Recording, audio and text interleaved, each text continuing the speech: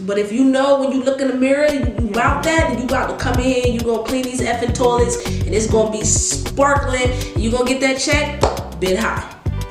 Because no matter how high you bid, if it's not in their price range, they're gonna tell you. They're gonna say, man, I don't got that. I got this.